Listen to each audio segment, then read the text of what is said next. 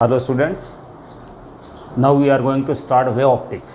Wave optics के अंदर सबसे पहले हम डिस्कस करेंगे what are the theories regarding the wave optics. Wave optics के अंदर है जो वेव ऑप्टिक्स का बच्चों डेवलपमेंट, रे और वेव ऑप्टिक्स का डेवलपमेंट में nearly it took 100 years. Understand, you will wonder it took 100 years to come up the actual form of light.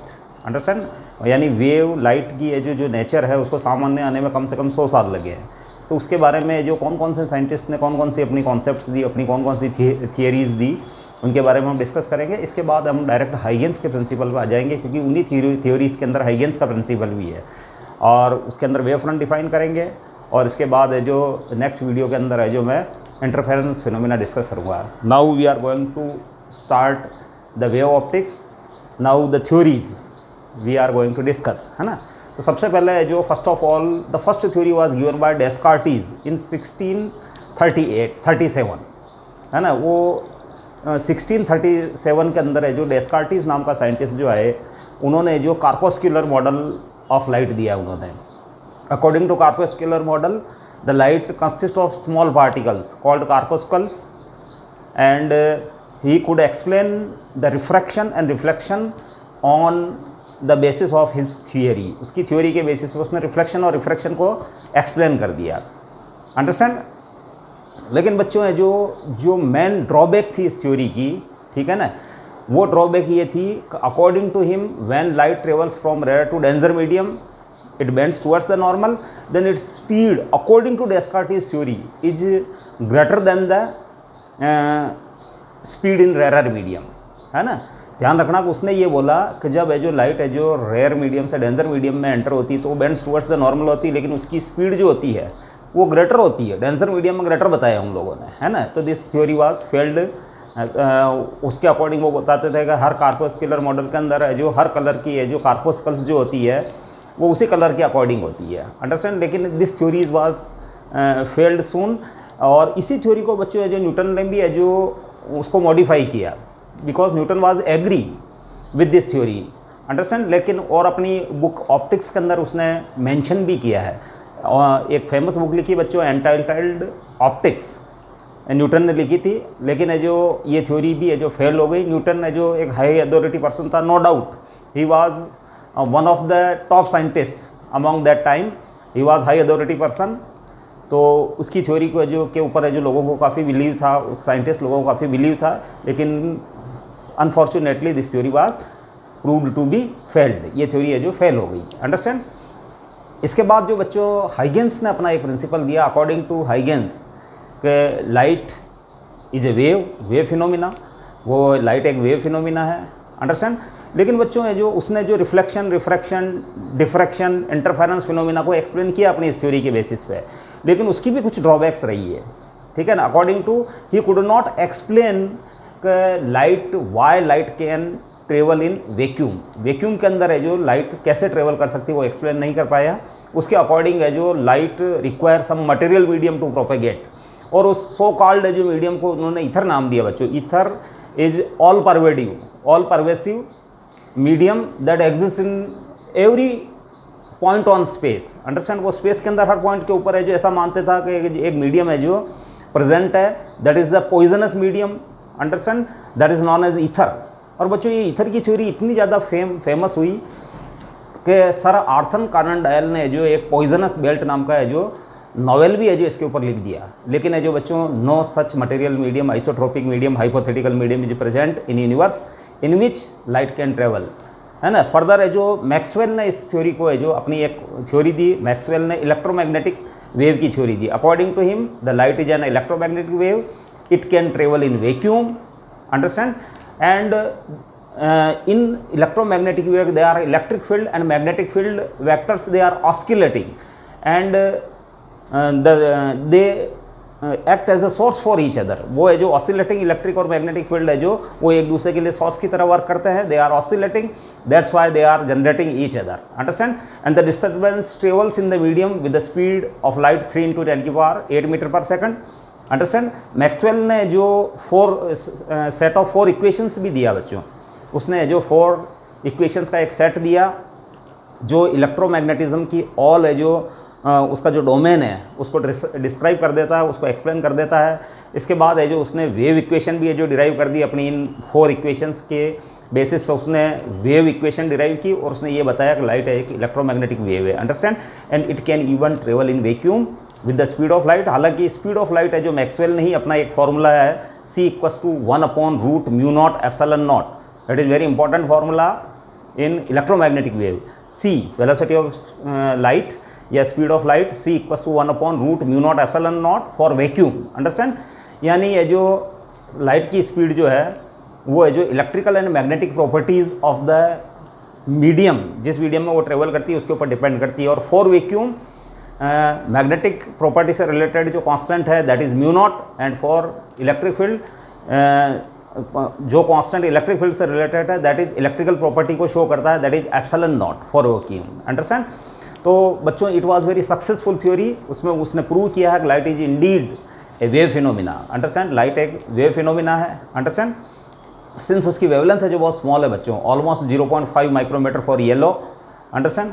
तो जो उसकी वेवलेंथ बहुत स्मॉल होने की वजह से रे ऑप्टिक्स के अंदर हम उसको ट्रीट करते हैं ज्योमेट्री ऑफ स्ट्रेट लाइन, यानी the wavelength is so much small in comparison to the dimensions of mirrors and lenses as we use in our laboratory.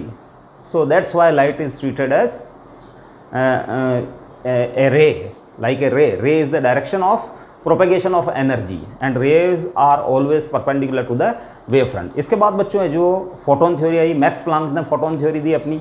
Photon theory के according light moves in the form of small packets और bundles and each bundle is known as photon with energy E=hν, where h is the Planck's constant, ν is the frequency of the wave of which the given photon is made of, understand. और फिर बच्चों Albert Einstein ने जो इसी theory की help से, photon theory की help से जो हमारा है जो प्रेजेंट सिलेबस में जो फोटो इलेक्ट्रिक इफेक्ट है उसको एक्सप्लेन किया उसने। इसके अलावा कॉम्पटन इफेक्ट, रमन इफेक्ट वगैरह भी है जो एक्सप्लेन हुए इसी थ्योरी के बेसिस पे। तो लाइट की है जो ओवरऑल जो ड्यूअल नेचर सामने आई, समटाइम्स इट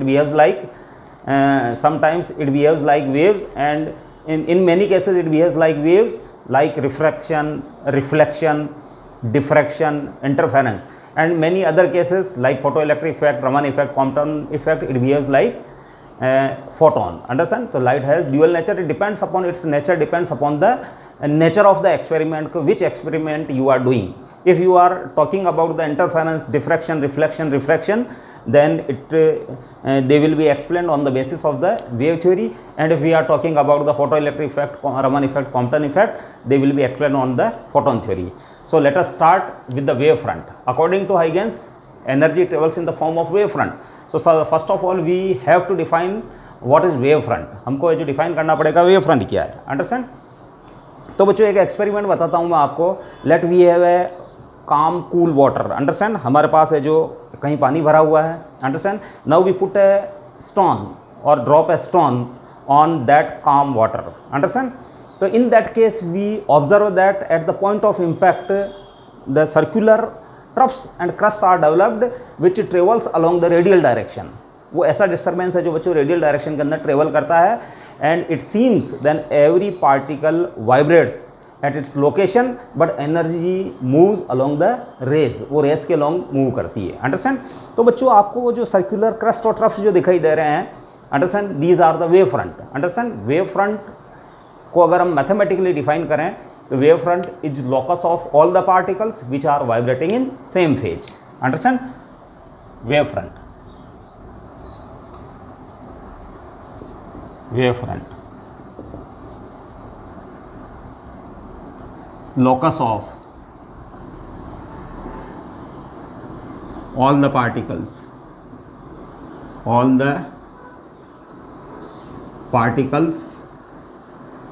vibrating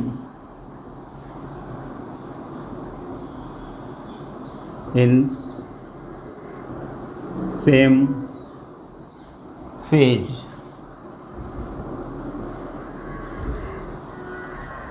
और wave front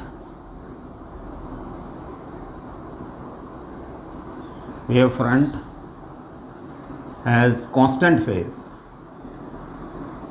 constant phase, wavefront has constant phase of each particle on it, of each particle on it, वो सेम फेज होती है बच्चों, अंडरस्टैंड। अब आपके दिमाग में क्वेश्चन आ रहा होगा व्हाट इज फेज। फेज बच्चों क्लास 11th के अंदर है जो वो डिटेल से डिस्कस किया गया था। जैसे for example we have a wave y equals to a sin omega t plus phi, understand. तो it is the total phase angle, ये फेज एंगल है बच्चों, अंडरस्टैंड। और फाई जो है टोटल फेज एंगल, ये टोटल फेज एंगल है and phi is initial phase, ये इनिशियल फेज है बच्चों, अंडरस्टैंड। अब बच्चों जो वेव फ्रंट को आपने डिफाइन तो कर दिया है कि locus of all the particle vibrate in same phase, wave front has constant phase of each particle on it same, यानी उसके हर पॉइंट के ऊपर जो पार्टिकल है उनकी सेम फेज होती है। और फेज है जो क्या होती है बच्चों, ये ओमेगा टी प्लस फाई, ये फेज एंगल है, इसमें फाई इनिशियल फेज है और it decides the y at particular time t time के ऊपर है जो वो वाई को डिसाइड करता है। तो सेम फेज का मतलब होता है कि ये एंगल है जो ऐसे पॉइंट्स जिनका ये वाला एंगल सेम हो, यानी उनका वाई सेम हो, that is phase same means same means Y यानी displacement from mean position, displacement is same. ये मैंने हार्मोनिक वेव लेके जो एग्जांपल दिया है, these are harmonic waves are function of sine and cosine, understand. तो फिर है जो बच्चों फेज है जो उनकी सेम रहेगी, अंडरस्टैंड। अब बच्चों है जो अकॉर्डिंग टू हाइगेन्स प्रिंसिपल के अकॉर्डिंग है जो एनर्जी जो है ट्रेवल्स, एनर्जी ट्रेवल्स और डिस्टर्बेंस ट्रेवल्स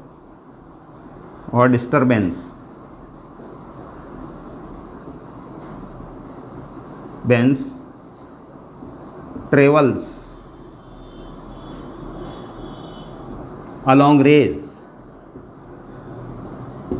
के along, and rays are perpendicular to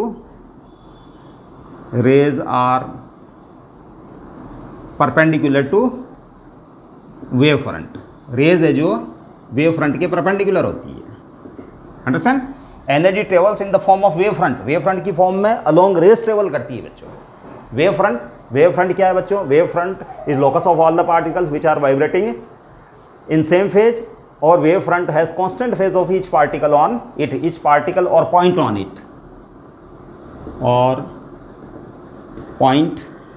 it, understand.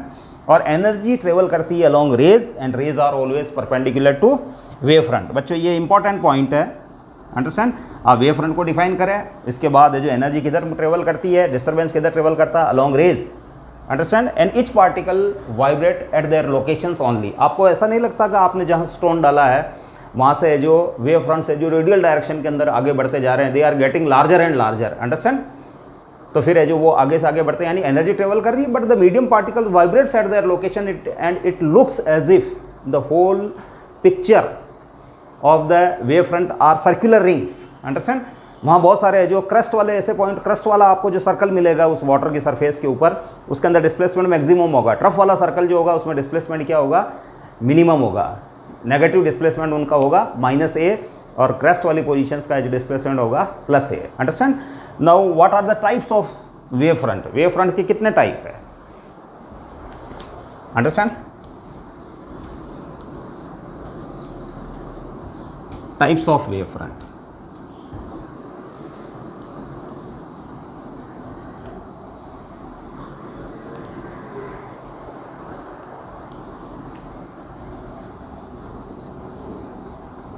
Types of wave front. Wave front के टाइप है बच्चों, spherical wave front,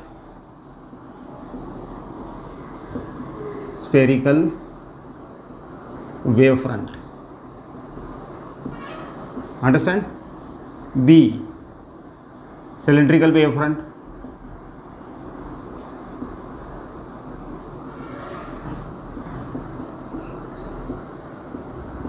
wave front. C plane wave front,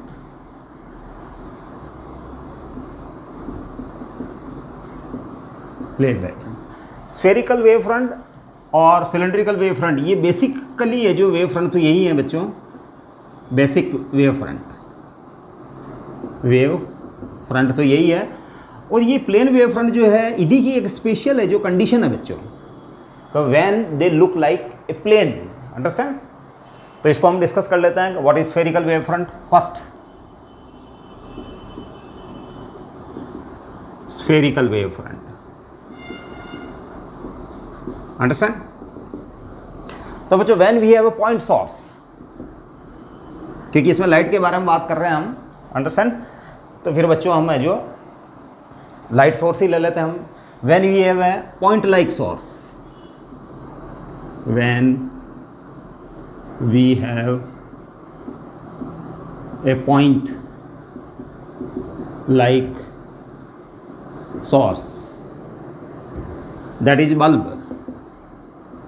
हालांकि बल्ब है जो डायमेंशंस में है जो वाइड होता है, अंडरस्टैंड, फिर वह आप है जो उसको है जो एज अ पॉइंट सोर्स मान सकते हो, है ना।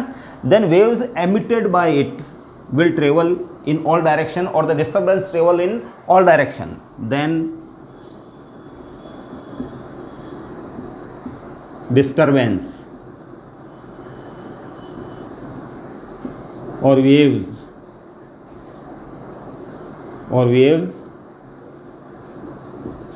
emitted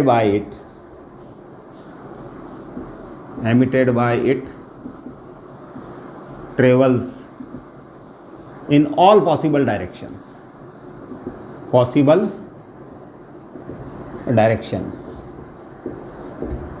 all possible directions, understand. जैसे फॉर एग्जांपल है जो आपने जो स्टोन डाला था उसके अंदर तो वो 2 डायमेंशनल वेव थी बच्चों, लेकिन बच्चों अगर आपके पास पॉइंट सोर्स अगर यहाँ है तो बच्चों वेव तो इस डायरेक्शन में भी ट्रेवल करेगी, इस डायरेक्शन में भी ट्रेवल करेगी, इस डायरेक्शन में भी ट्रेवल करेगी, इस डायरेक्शन में भी ट्रेवल करेगी, इस डायरेक्शन में भी ट्रेवल करेगी, अंडरस्टैंड। तो let we have a point source S. अब बच्चों है जो हम बात करें जैसे इस डायरेक्शन में, तो अगर यहाँ से वेव एमिट होकर इस डायरेक्शन के अंदर ट्रेवल कर रही है तो फिर है जो हम ऐसे शो कर सकते हैं उसको, अंडरस्टैंड।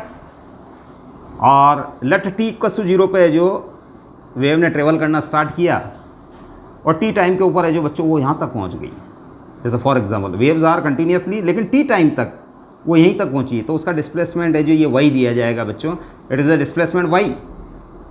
और ये वाई दिया जाएगा बच्चों A sine omega T plus phi, ये ओमेगा है बच्चों, और A is the amplitude, amplitude is the maximum displacement, it is not amplitude position. ये जो एम्पलीट्यूड तो बच्चों इस जगह, अंडरस्टैंड, ये जो वाई है बच्चों इट इज़ वाई, अंडरस्टैंड। तो वो इस इक्वेशन को फॉलो करेगा यहाँ वाला पार्टिकल, उसका displacement A sine omega T plus phi, या फिर और बेटर तरीके से जो इस इक्वेशन को अगर लिख लेते हो आप तो फिर आप ऐसे भी लिख सकते हो Y equals to A sign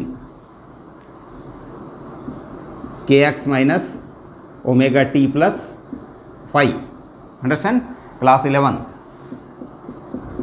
है ना। आप है जो इसको x डायरेक्शन इसको मान लीजिए तो ये it is the x, understand.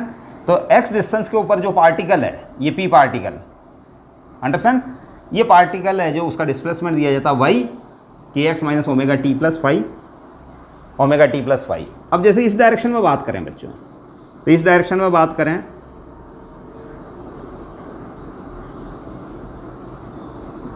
तो बच्चों अगेन है जो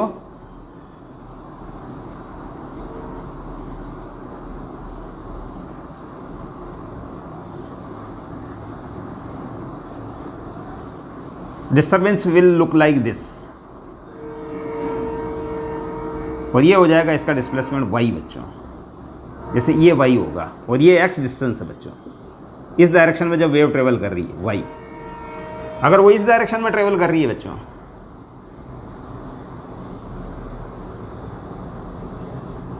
वेव,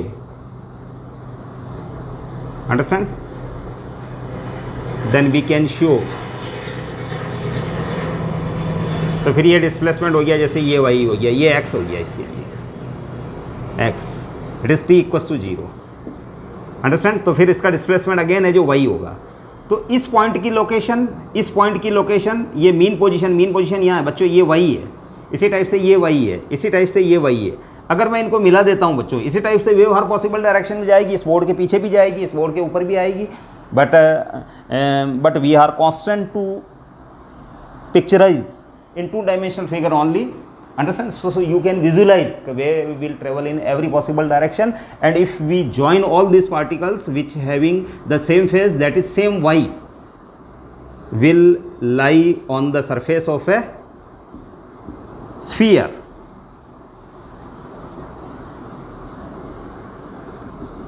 वो सब के सब है जो एक स्फीयर की सरफेस के ऊपर होंगे बच्चों।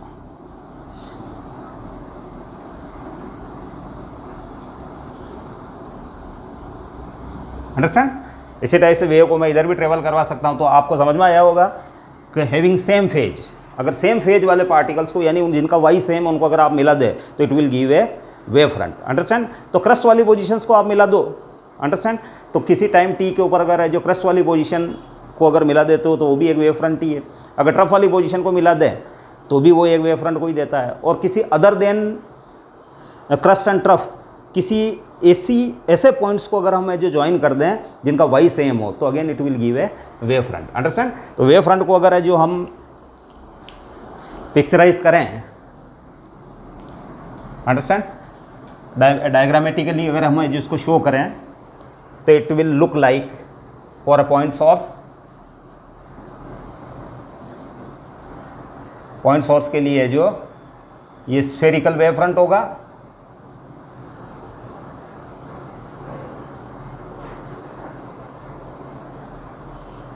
अंडरस्टैंड?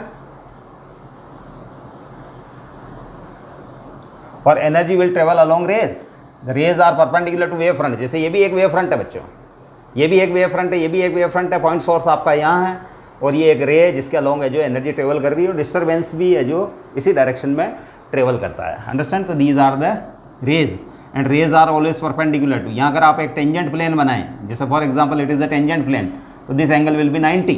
अंडरस्टैंड? और इस पॉइंट पे भी है जो ये एंगल 90 ही होगा। तो एनर्जी जो बच्चों हैं आपके जो ट्रेवल करेगी अलोंग रेज,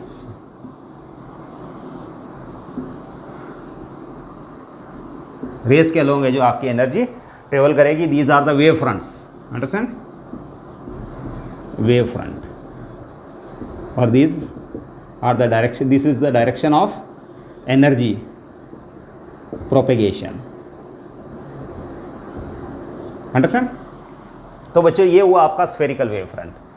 अब इसी तरीके से आप है जो सिलेंड्रिकल वेव फ्रंट को एक्सप्लेन कर सकते हो। सिलेंड्रिकल वेव फ्रंट के अंदर बच्चों, if we have a linear source, understand, अगर हमारे पास एक लीनियर सोर्स है लाइक ए ट्यूबलाइट, अंडरस्टैंड, और a slit in a cardboard, linear slit, अगर आप किसी कार्डबोर्ड के अंदर है जो आप अगर बच्चों किसी ब्लेड से अगर आप एक लीनियर स्लिट बना दें, है ना, उसको चीर दें उसको, है ना, स्ट्रेट लाइन के अलोंग, तो it will be a linear source. और you can assume tubelight as a linear source, आप एक ट्यूबलाइट को भी जो लीनियर सोर्स मान सकते हो। तो हम we are going to discuss about the cylindrical wave front.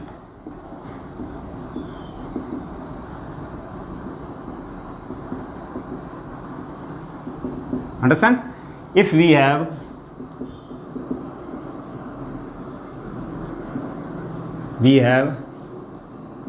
a linear source like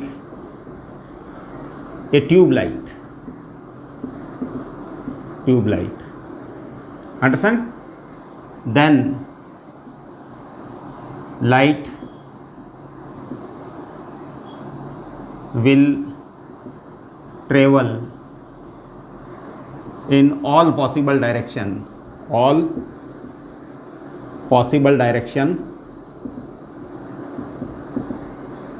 perpendicular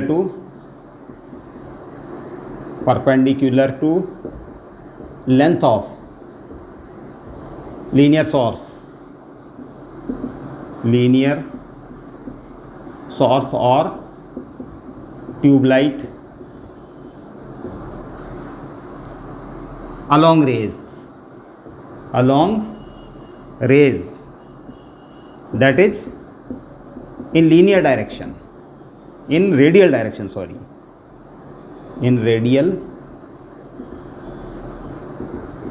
direction. Understand.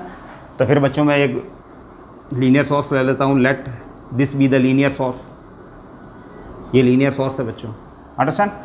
और फिर है जो बच्चों अगर ये लीनियर सोर्स है, सॉरी,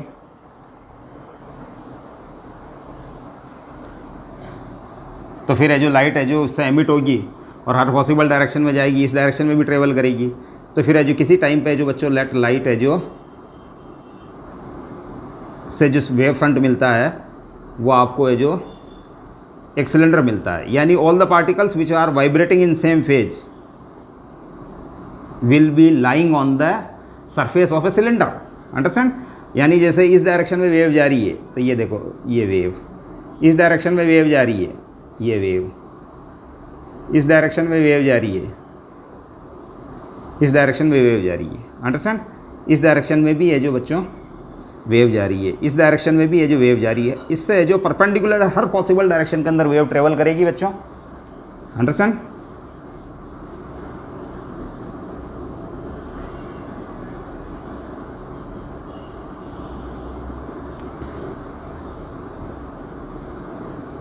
ठीक है, तो इससे ये वेव फ्रंट बन जाएगा। और ये वेव फ्रंट है जो बच्चों it gets bigger and bigger, ये बड़े होते जाएंगे एज टाइम पासेस, मतलब ये एनर्जी है जो इस डायरेक्शन में रेडियल डायरेक्शन में ट्रेवल करती जाएगी अलोंग रेस। तो these are the spherical wave front, all the particles which are vibrating in same phase, है ना, will lie on surface of a cylinder in that case if we have a source line type of linear, understand. अगर आप आपके पास linear source है तो, understand.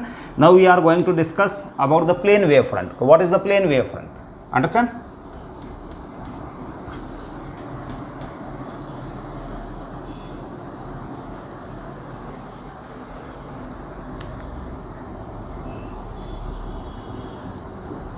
Plane wave front, understand. See, अब what is plane wave front? Plane wave front बच्चों कोई नया टाइप का वेव फ्रंट नहीं, it is the special case of spherical and cylindrical wave fronts. अगर बच्चों ऑब्जर्व करेंगे जैसे लाइट का सोर्स यहाँ है and you are standing few metres away, आप है जो कुछ मीटर दूर अगर इससे खड़े हैं, तो फिर बच्चों है जो, चूंकि मैंने अभी भी बताया आपको ये स्फीयर्स है जो बड़े होते जाते हैं एज एनर्जी ट्रेवल्स, अंडरस्टैंड। किसी लेटर टाइम के ऊपर है जो स्फीयर आपका बड़ा होता जाएगा, तो आगे से आगे जो ये स्फीयर्स जो हैं ये स्फीयर्स बड़े होते जाते हैं बच्चों। अगर आप दूर खड़े हो तो आप तक एनर्जी आते आते वो स्फीयर है जो बहुत बड़ा हो चुका होगा, अंडरस्टैंड। यानी point of observation is situated at very far of position. अगर बहुत डिस्टेंट प्लेस के ऊपर आप है जो ऑब्जर्व कर रहे हो, सोर्स से आप बहुत ज़्यादा दूर खड़े हो, तो आप तक आते आते wave front will be very bigger in size, वो बहुत ज़्यादा है जो बिगर हो जाएगा। और जब आप तक पहुँचेगा, जैसे फॉर एग्जांपल यहाँ सोर्स है और मैं बहुत दूर खड़ा हूँ, तो मेरे तक आते आते वेव फ्रंट की है जो रेडियस बहुत ज़्यादा हो चुकेगी। It means it's small portion will look like a plane. यानी ये जो जब वेव फ्रंट बहुत बड़ा हो जाएगा, देखो बच्चों अर्थ भी स्फेरिकल है, लेकिन उसकी रेडियस ऑफ कर्वेचर यानी उसकी कर्वेचर है जो it is not visible to us because its radius of curvature is very large, उसकी है जो कर्वेचर बहुत ज़्यादा लार्ज है। तो आप तक आते आते जो वो स्फीयर बहुत बड़ा हो चुका है because you are standing very far off distance, understand. तो उसका एक स्मॉल पोर्शन है जो आप सोच सकते हैं, उसका स्मॉल पोर्शन एक वेव फ्रंट दिखाई देगा। जैसे आप अर्थ में भी खड़े हो और अगर आप एक स्क्वायर एरिया अज्यूम करो तो it will look like a plane, understand. तो ये प्लेन वेव फ्रंट है, ठीक है ना। In both cases it is applicable. अगर आप दूर खड़े हैं तो आपके पास अगर लीनियर सोर्स है तो सिलेंडर आप तक आते आते जो वो जो एनवलप जो आप तक पहुंचेगा that is the wave front, cylindrical wave front, है ना। वो है जो उसकी रेडियस ऑफ कर्वेचर है जो बच्चों बहुत ज़्यादा लार्ज हो जाएगी, और रेडियस ऑफ कर्वेचर लार्ज हो जाएगी तो it will look like a plane near to you and its small portion is nearly flat, understand. That is the plane wave front. और स्फीयर वाले केस में जैसा कि मैंने बताया, स्फीयर आपके तक आते आते बहुत बड़ा हो जाएगा तो उसका छोटा सा पोर्शन है जो आप उसको प्लेन मान सकते हो। अब अगर प्लेन वेव फ्रंट को अगर मैं डायग्राम से अगर एक्सप्लेन कर देता हूँ करूँ तो ये कुछ इस टाइप से दिखेगा बच्चों। जैसे लेट वो स्मॉल पोर्शन जो है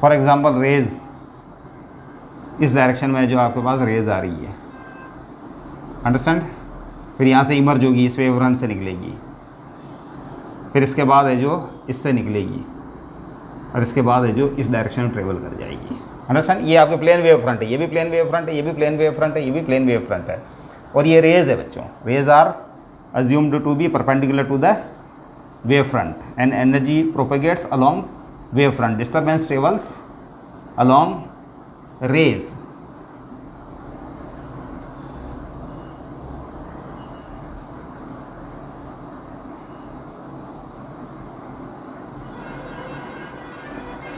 understand, it is a plane wave front. ये भी प्लेन वेव फ्रंट है, ये प्लेन वेव फ्रंट। कब? जब आपका point of observation is at very distant place या डिस्टेंट पॉइंट, अंडरस्टैंड। ये हो गया आपके पास वेव फ्रंट। अब बच्चों, जो प्लेन वेव फ्रंट को मैं अगर दूसरे तरीके से बनाना चाहूँ, अगर सिलेंड्रिकल वेव फ्रंट अगर आपके पास है तो ये इट इज़ फिगर 1 ले लेता हूँ मैं, फिगर 1। फिगर 2 के अंदर है जो, जैसे let we have a plane wave front, है ना, वो प्लेन वेव फ्रंट आपका इस टाइप से दिखाई दे रहा है। अगला प्लेन वेव फ्रंट बच्चों ये हो जाएगा, अगला प्लेन वेव फ्रंट है जो ये हो जाएगा। अगर आप साइड व्यू से देखें तो ये वेव फ्रंट हो जाएगा, और है जो ये एनर्जी है जो इस टाइप से ट्रेवल करेगी, अंडरस्टैंड। तो ये plane wave front, side view आपका इस टाइप से है, और इसके अंदर साइड व्यू जैसे इस टाइप से वेव है जो आपका जो वेव फ्रंट इस डायरेक्शन में ट्रेवल कर रहा है, understand. Now we are going to discuss about the Huygens principle, because Huygens principle के अंदर है जो बच्चों क्लियरली फर्स्ट पॉइंट यही है कि एनर्जी ट्रेवल्स और disturbance travels in the form of wave front. So it is essential to explain the wave front, what is actually wave front. So we have discussed about the wave front, it is the main point of the Huygens principle.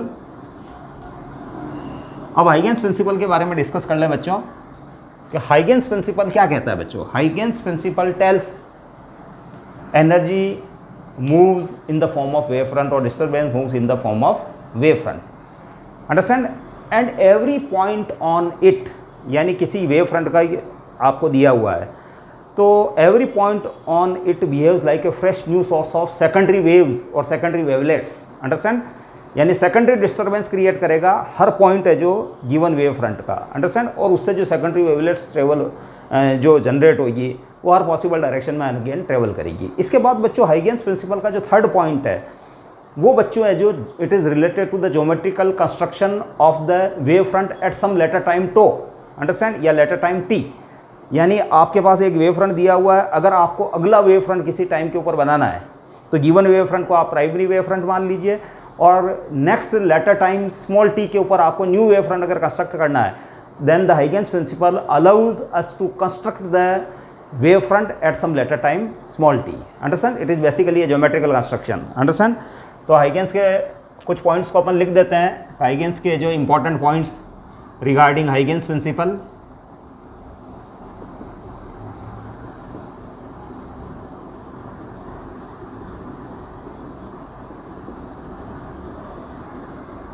आप है जो अगर exam में आए तो आप इसको लिख सकते हो। First point, according to Huygens, according to Huygens light energy, ये लाइट की हाइगेन्स प्रिंसिपल है जो लाइट की बात कर रहा है, ठीक है ना। एनर्जी जनरली ये जो वेव फ्रंट तो बच्चों हर केस में हो सकता है, वो मैकेनिकल वेव्स जिनके लिए मीडियम रिक्वायर्ड होता है उनके लिए भी वेव फ्रंट होता है, और लाइट वेव्स जिनके लिए मीडियम रिक्वायर्ड नहीं होता उनके लिए भी वेव फ्रंट होता है। तो according to Huygens energy travels in the form of wave front along rays, along rays, rays की डायरेक्शन में ट्रेवल करती है। Rays are perpendicular to wave front, wave front, understand. इसके बाद जो सेकंड पॉइंट है, it is related to the geometrical construction of the secondary wave front, यानी किसी लेटर टाइम पे आपको न्यू वेव फ्रंट बनाना हो अगले टाइम पे, तो कैसे कंस्ट्रक्ट होगा? Every point on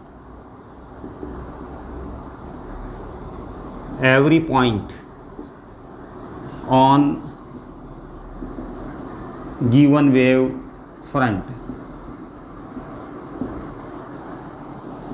called primary wave front,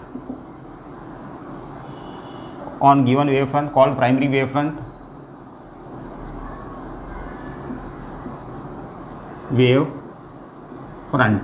उसको t इक्वल टू 0 पे ले लो बच्चों, called primary wave front, every point on given wave front called primary wave front, t equal to 0 पे जो वेव फ्रंट ले रहे हो आप, जो गिवन वेव फ्रंट है उसको आप प्राइमरी वेव फ्रंट मानो उसको, understand? behaves like a fresh new source of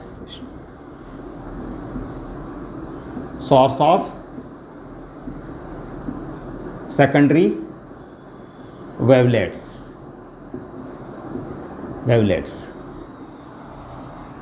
and waves emitted by these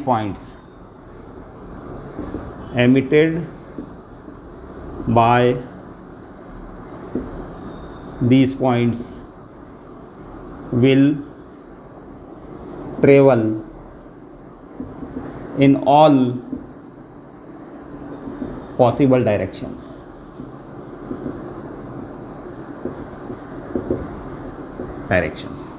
Will travel in all possible direction, है ना? हाँ, अब इसके बाद ये जो बच्चों, जैसे फॉर एग्जांपल है जो ये गिवन वेव फ्रंट दिया हुआ है आपके, जैसे इसका ज्योमेट्रिकल कंस्ट्रक्शन कर देता हूँ, let we have a given wave front, ये जो गिवन वेव फ्रंट है it is the primary wave front,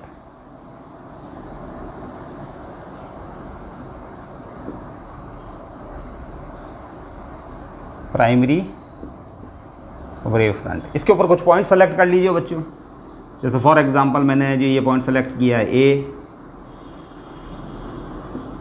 ये है जो बच्चों बी, ये बच्चों पॉइंट सी, और ये बच्चों पॉइंट डी, और ये बच्चों पॉइंट ई, अंडरस्टैंड? और इस टाइम को मैंने मान लिया है जो t equals to 0, understand? It is the primary wave front, given wave front, और इसके ऊपर कुछ पॉइंट्स ले लिए, these A B C D are the fresh new source of the secondary wavelets, ये जो सेकेंडरी वेवलेट्स। अब है जो बच्चों अगर ये न्यू सोर्स की तरह बिहेव करते हैं तो इनसे जो फर्दर वेव्स एमिट होगी, और है जो फिर वो है जो 3D के अंदर है जो हर पॉसिबल डायरेक्शन में ट्रेवल करेगी, अंडरस्टैंड? तो फिर आपको क्या करना है कि आपको है जो स्फीयर है जो कंस्ट्रक्ट करने हैं, अंडरस्टैंड? जिनकी रेडियस है जो r इक्वल्स टू आप रखो v इंटू टी, और लाइट वाला केस हो तो c into t, v into t, where v speed of wave, understand? Speed of wave. तो फिर बच्चों है जो आपको ये जो r equals to v into t radius के जो आपको स्फीयर्स ड्रॉ करने हैं, तो लेट वी ड्रॉ स्फीयर्स,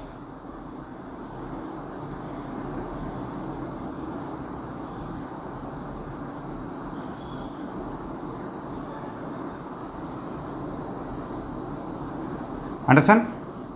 यानी ये अगर फ्रेश न्यू सोर्स हैं तो इनसे जो सेकेंडरी वेवलेट्स एमिट होगी, इधर भी जाएगी, इधर भी जाएगी, इधर भी जाएगी, इधर भी जाएगी, पीछे बोर्ड के पीछे की भी जाएगी, ये स्फीयर्स हैं बच्चों एक्चुअल में। अब बच्चों आपको क्या करना है कि 2 टेंजेंशियल सरफेसेस ड्रॉ करनी है, अंडरस्टैंड? 1 इनर टेंजेंशियल सरफेस वो ये होगी बच्चों,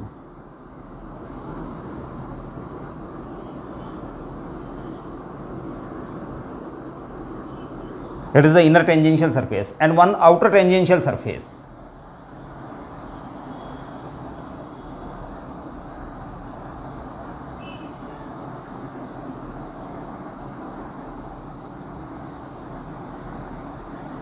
ये हो गई बच्चों आउटर टेंजेंशियल सरफेस, अंडरस्टैंड? तो फिर बच्चों ये आपका है जो 2 टेंजेंशियल सरफेसेस है, इसके अंदर इस वाले जो आउटर टेंजेंशियल सरफेस जो है, आउटर टेंजेंशियल सरफेस, इसको आपको है जो एक्सेप्ट करना है एज न्यू वेव फ्रंट। ये आपका है जो न्यू वेव फ्रंट होगा at t equals to t पे, क्योंकि आपने है जो स्फीयर लिए हैं उनकी radius are equals to v into t रखी है। तो आउटर टेंजेंशियल सरफेस जो होगी आपके, ये न्यू वेव फ्रंट होगा, और ये इनर टेंजेंशियल सरफेस जो है, इनर टेंजेंशियल सरफेस, अंडरस्टैंड, वो है जो बच्चों रिजेक्ट हो जाएगी, इट इज़ रिजेक्टेड। अब इसको क्यों रिजेक्ट किया गया, इसके बारे में जो बच्चों मोर रिगोरस थ्योरी इज रिक्वायर्ड। लेकिन अगर अपन हम कॉमन सेंस के बारे में बात कर रहे हैं, while energy is travelling in forward direction then it can't travel in backward direction. जब वेव्स एक बार है जो आगे की डायरेक्शन में चल रही है, आपको डिस्टर्बेंस है जो रेडियल डायरेक्शन में ट्रेवल कर रहा है, तो फिर how can energy move in backward direction at some later time t, it will again move in the forward direction, but it is the rough analysis. लेकिन हाइगेंस ने जो इस बैकवर्ड वाला जो ये वाला जो इनर टेंजेंशियल सरफेस है, इनर जो आपका वेव फ्रंट है कि इस डायरेक्शन में पॉसिबल नहीं, इसको एक्सेप्ट किया और इसको रिजेक्ट किया। इसके लिए मोर रिगोरस थ्योरी उसने ये बताई है कि आपका जो एम्पलीट्यूड होता है सेकेंडरी वेवलेट्स से जो न्यू वेव फ्रंट बनेगा या जो सेकेंडरी वेव्स बनेगी, उनका एम्पलीट्यूड जो है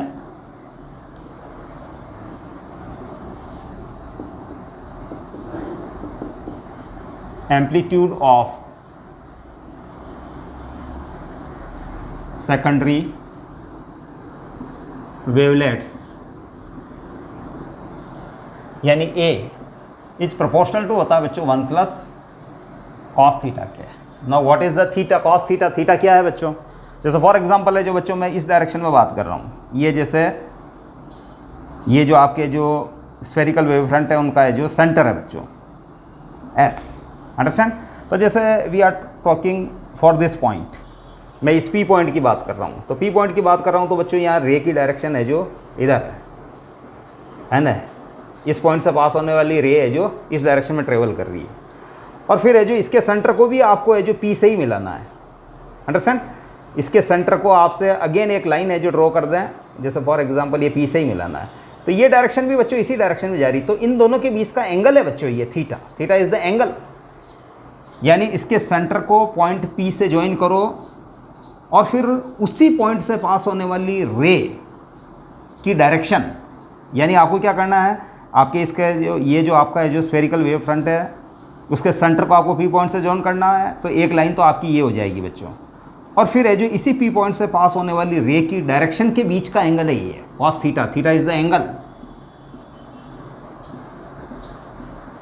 between the line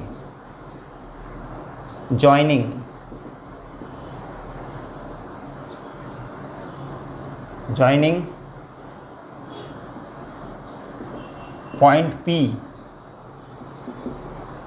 from the center and a ray passing through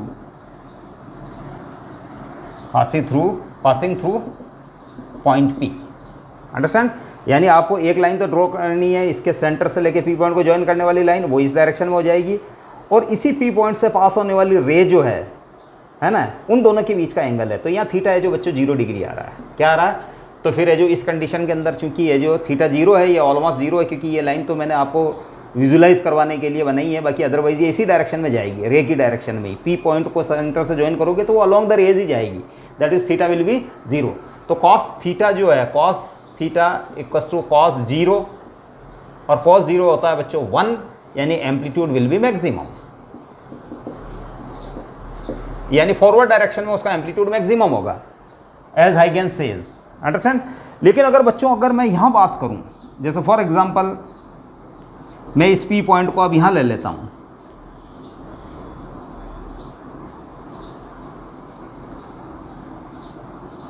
अगर मैं इस पी पॉइंट को बच्चों यहाँ ले लेता हूँ, ये it is the P point, ये इनर टेंजेंशियल सरफेस के ऊपर अगर ये पी पॉइंट आ जाता है, तो एक मेरी लाइन जो है इसके सेंटर से ज्वाइन करने वाली लाइन वो तो ये हो जाएगी बच्चों, अंडरस्टैंड, सेंटर से ज्वाइन करने वाली लाइन, ठीक है, सॉरी हाँ, आपको यहाँ से लाइन ड्रॉ करनी है, ठीक है ना। ये आपका गिवन वेव फ्रंट था, यहाँ से जो आपके इसको इस पी पॉइंट को ज्वाइन करने वाली लाइन ये हो जाएगी। इस केस में पहले वाले प्रीवियस केस के अंदर भी बच्चों आपको ऐसा ही करना था। प्रीवियस केस के अंदर है जो आपको, जैसे आपने क्या किया था, सॉरी थोड़ा सा मिस्टेक हुआ है यहाँ, ये जैसे ये पॉइंट पी था, अंडरस्टैंड, तो यहाँ से यहाँ तक, यहाँ से यहाँ, ये आपका गिवन वेव फ्रंट है, उसके इस पॉइंट को ज्वाइन करने वाली लाइन इस डायरेक्शन में जा रही है और रे भी इसी डायरेक्शन में जा रही है, रे भी इसी डायरेक्शन में और लाइन भी इसी डायरेक्शन में, तो थीटा इक्वल्स टू 0 डिग्री था। यानी आपके जो उस वेव फ्रंट के ऊपर है जो आपने जहाँ से सेकेंडरी वेवलेट स्टार्ट की है, जैसे ये सेकेंडरी वेवलेट है जो यहाँ से स्टार्ट हुई यहाँ तक पहुँची, तो इस सेकेंडरी वेवलेट के सेंटर से पी पॉइंट को ज्वाइन करने वाली लाइन और इसी पॉइंट से पी पॉइंट से पास होने वाली रे के बीच का एंगल थीटा है, अंडरस्टैंड। तो फिर थीटा 0 होने पर ये 1 हो गया। अब जैसे अगर पॉइंट आपका यहाँ आ गया, जैसे ये पॉइंट अगर P यहाँ आ गया, तो बच्चों इस बार है जो ये सेकेंडरी वेवलेट का जो सोर्स जो है वो यहाँ था, तो जो ज्वाइन करने वाली लाइन इस और है, अंडरस्टैंड, और रे की डायरेक्शन इस और है, तो थीटा हो गया बच्चों 180 डिग्री, अंडरस्टैंड। मतलब आपका ये गिवन वेव फ्रंट जो था, है ना, उस पर जो आपने ये जो टेंजेंट ये आपने जो सेकेंडरी वेवलेट के सोर्स आपने बनाए जो कि यहाँ यहाँ यहाँ और यहाँ होंगे। इसके बाद आपने टेंजेंशियल सरफेसेस बनाई, 1 इनर टेंजेंशियल सरफेस और 1 आउटर टेंजेंशियल सरफेस, अंडरस्टैंड। तो फॉर एग्जांपल जैसे मैं इस पी पॉइंट यहाँ ले लेता हूँ, तो फिर आपको इसका ये सेकेंडरी वेवलेट का सोर्स है ना, यहाँ से यहाँ तक की ज्वाइन करने वाली लाइन वो इस डायरेक्शन में जा रही है, अंडरस्टैंड। कोई पॉइंट अगर इनर टेंजेंशियल सरफेस में ले लिया और रे जो जा रही है इस डायरेक्शन में, तो बच्चों ये वाला थीटा जो है, ये theta it is equals to 180 degree. तो उस कंडीशन में थीटा अगर 180 है तो कॉस थीटा जो हो जाएगा -1 हो जाएगा, तो 1 - 1 दैट इज़ 0, तो एम्पलीट्यूड विल 0। तो when theta equals to 180 degree, ये कब, for inner tangential surface, inner tangential surface, तो फिर उसका कंडीशन में एम्पलीट्यूड विल बी 0, अंडरस्टैंड। तो ये more vigorous theory of Huygens principle है।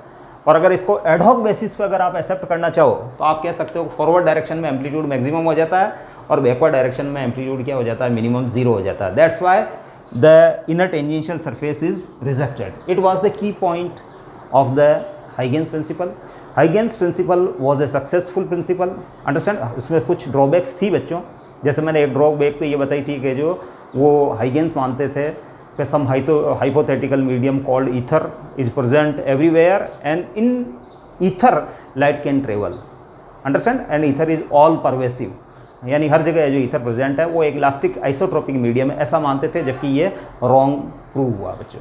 इलेक्ट्रोमैग्नेटिक वेव है ये, it can travel even in vacuum and its speed जो बाद में प्रूव हुई है ट्रांसवर्स नेचर की होती है बच्चों। Electromagnetic wave is transverse in nature. ये फ्रेनल और थॉमस यंग ने जो प्रूव किया था। लाइट की स्पीड जो बच्चों एक्सपेरिमेंटली भी फाइंड हुई है, और मैक्सवेल की इलेक्ट्रोमैग्नेटिक वेव थ्योरी है उस बेसिस पे भी है जो फॉर्मूला डिराइव हुआ है C=1/√μ0ε0। उसके अंदर μ0 और ε0 की वैल्यूज़ आपके पास है, अगर आप पुट करोगे तो it is the theoretical value. और एक्सपेरिमेंटल वैल्यू है जो बच्चों फोको नाम के साइंटिस्ट ने भी फाइंड की है इसकी।